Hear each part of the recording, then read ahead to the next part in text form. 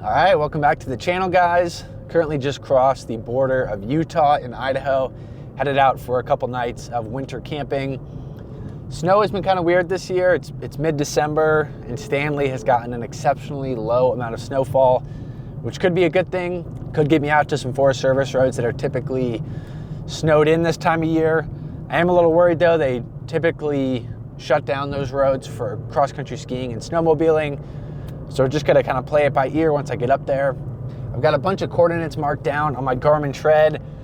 Gonna be out of service for most of the trip, so gonna be using this for weather updates, offline maps, and got all those coordinates marked down. So hopefully, if not in Stanley, I'm gonna head a little closer to the Boise National Forest and find a spot there.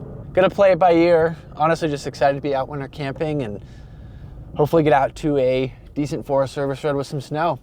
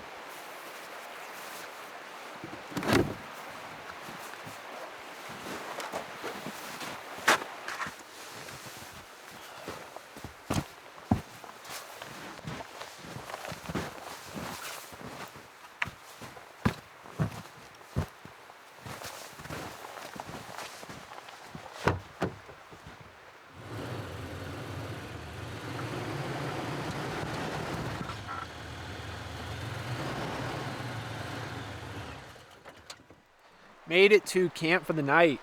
This is definitely one of the better winter camping spots I think I've ever found. Got the river 20 yards behind me.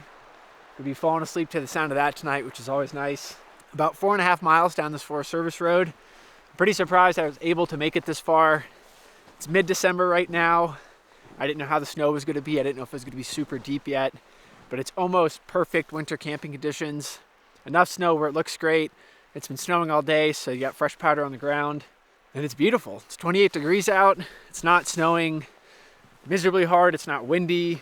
I think this is kind of as good as winter camping gets. Very excited to be out here doing this. I know it's been a long time since I've uploaded kind of a traditional winter camping video, just me and my truck or me and my Jeep before. I know that's how a lot of you guys found this channel, so I'm excited to be back out here filming this. It's also just a great reminder why I love this so much. It's been such a long time since I've been out in the winter. And it's so beautiful. It's dead quiet. You get all these spots to yourself. I'm gonna go ahead, pop the camper open. I'm making a pizza tonight. Gonna try to use a pizza oven out here. We'll see how that goes. It's gonna be a good night.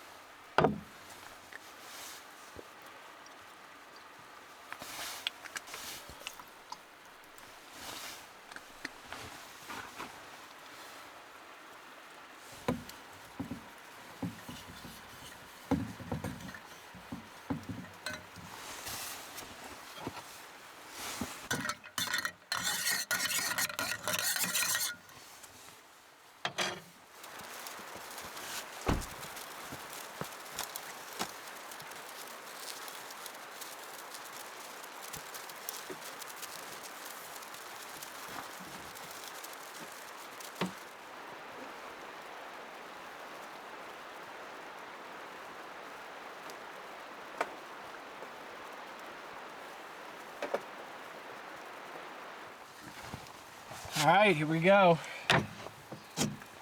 I've cooked with this uni oven quite a bit while camping. Never during the winter though, and never when it's this cold.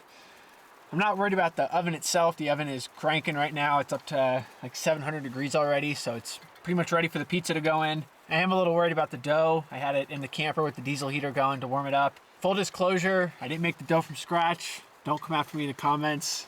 Nonetheless, I'm very excited for this pizza. Just got a drink made. Gonna get this set up, get a fire going, and then toss the pizza in the oven.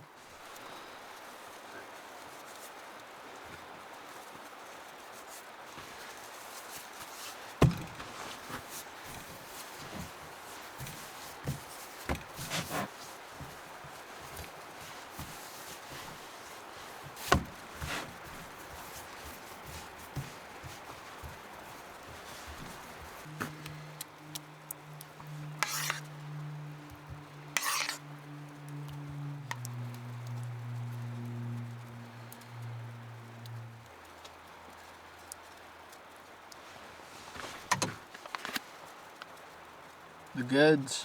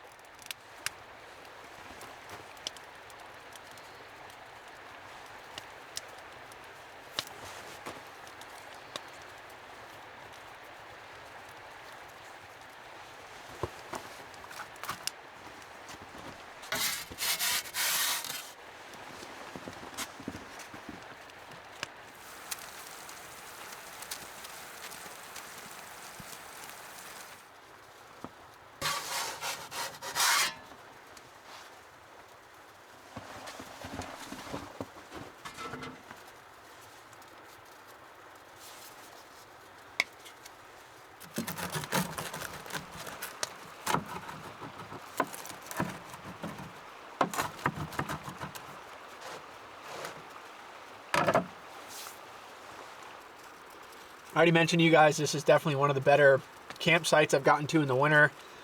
And this is, I think, hands down the best winter camping meal I've ever made in one of these videos. Before I threw in the oven, the pizza was looking kind of like a Lunchables pizza. I'm not gonna lie. I had Tillamook cheese. It's super thick, and the pepperoni I had is good pepperoni. It just looks like a Lunchables pizza, but it ended up being really good. After I put it in with the pepperoni, mozzarella, and pizza sauce, I brought it out, put basil and a little prosciutto on there, and then to top it off, put honey on the pizza, and it's pretty unbelievable.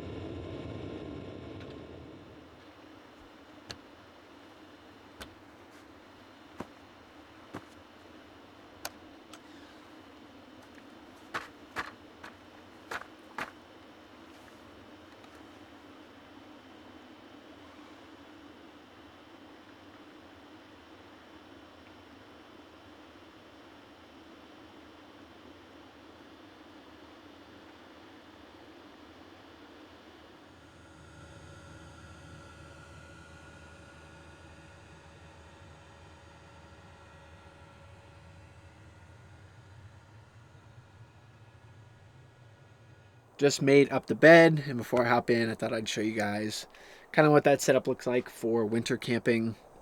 Here is the bed setup. This whole thing pulls out from where it was when I first got into the camper, and I take the couch cushion, throw it up here, and it makes it somewhere in between a king and a queen size bed. And then for blankets, I've got a duvet with a linen cover, a linen sheet, and then a 0 degree bag. I don't actually zip up the 0 degree bag. I kind of just wear it over my legs. And if I get cold at night, I'll pull it over myself, but I don't actually zip it. And then I've got the diesel heater set at around 60 degrees. And all in all, it is an extremely warm night in here. I would definitely say this beats the buddy heater, the rooftop tent, and the 0 degree bag zipped up all the way and just my eyes showing. So Gonna go ahead and hop in bed, call it early night, and I'll see you guys in the morning. Gonna take a really quick break from the camping trip to give a huge thanks to the sponsor of this video, Huckberry. As I've gotten a little older, it has become seemingly impossible to figure out where to shop for clothes as a grown man. This is actually when I discovered Huckberry around 4 or 5 years ago, way before they reached out for any sponsorship or partnership. I actually found the site myself. I got this jacket. This is a Flint and Tinder wax trucker jacket. It's got a really warm flannel lining. I've had this jacket for the past 4 years now, and it's gotten better over time. Every time fall rolls around, this is the first piece out of my closet, and it does not go back till summer hits. Huckberry is a great one-stop shop for men's clothing, footwear, accessories, homeware, coffee setups, whatever it is. Huckberry has a ton of really awesome gear. What makes Huckberry very unique is that they have a lot of reputable, well-known brands you'd recognize, but they also have an incredible lineup of in-house brands. Two that I've had a lot of experience with are Flint and Tinder. Like I mentioned, that's the jacket I'm wearing. It's the sweater I've got on underneath. Just really high quality, kind of rugged gear that you can wear out to dinner, but also wear by the campfire. And then Proof is a new one that I recently got some gear for an upcoming trip that I have in Patagonia. Proof is high-grade merino wool. It's gonna be great for hiking. It's gonna be great as a base layer, and really excited to try those out over the next couple weeks down in Patagonia. They've also collaborated with a lot of these brands to create Huckberry products, with Kors, with Eddie Bauer and Danner boots, and a ton of other cool ones. Along with the clothing, along with the shoes, along with all the great accessories, they also have an amazing in-house media team. I would definitely recommend checking out the journal portion of their website, leading you to a lot of incredible short films that follow some pretty unique stories. If you guys are interested in picking up some gear of your own, make sure to head to huckberry.com or just hit the link down below in the description. Big thanks again to Huckberry for sponsoring this video.